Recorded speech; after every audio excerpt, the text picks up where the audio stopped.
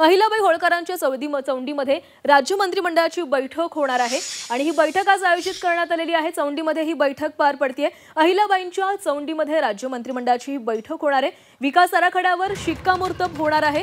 त्यासोबतच अनेक महत्त्वाचे निर्णय घेतले जाणार आहेत। धनगर आरक्षणाबाबत ठोस निर्णय होणार का याकडेही लक्ष असणार आहे। पुण्यश्लोक अहिल्याबाई होळकरांचे जन्मगाव चौंडीमध्ये राज्य मंत्रिमंडळाची आज विशेष बैठक होणार आहे। अहिल्याबाईंच्या त्रिशताब्दी जयंतीचे औचित्य साधत ही बैठक होतीये। बैठकीमध्ये चौंडीच्या विकास आराखड्यावर शिक्कामोर्तब होईल। सोबतच धनगर समाजासाठी महत्त्वाच्या घोषणा होण्याचीही शक्यता आहे।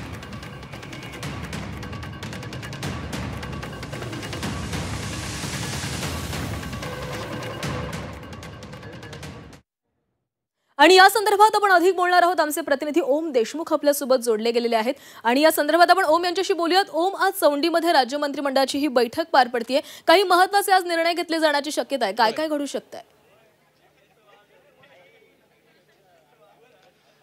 नक्कीच श्वेता, खरं तर अहिल्यादेवी होळकर यांच्या जन्मभूमीमध्ये चौंडीमध्ये ही इतिहासात पहिल्यांदाच ही कॅबिनेट बैठक होतीये।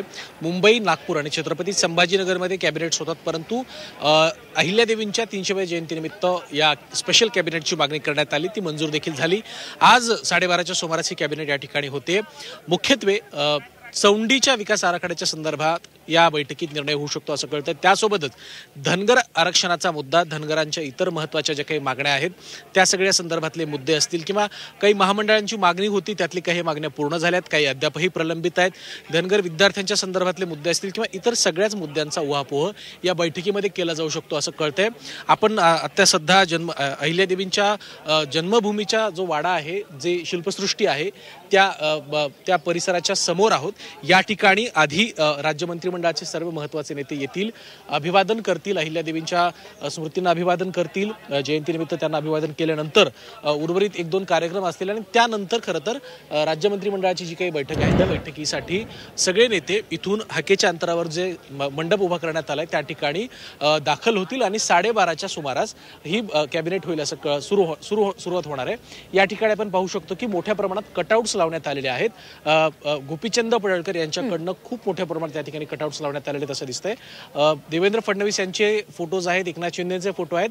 एकंदरच चौंडीमध्ये किंवा नगर जिल्ह्यामध्ये जे काही वातावरण आहे राजकीय दृष्ट्या ते खूप आता तापलेलं आहे।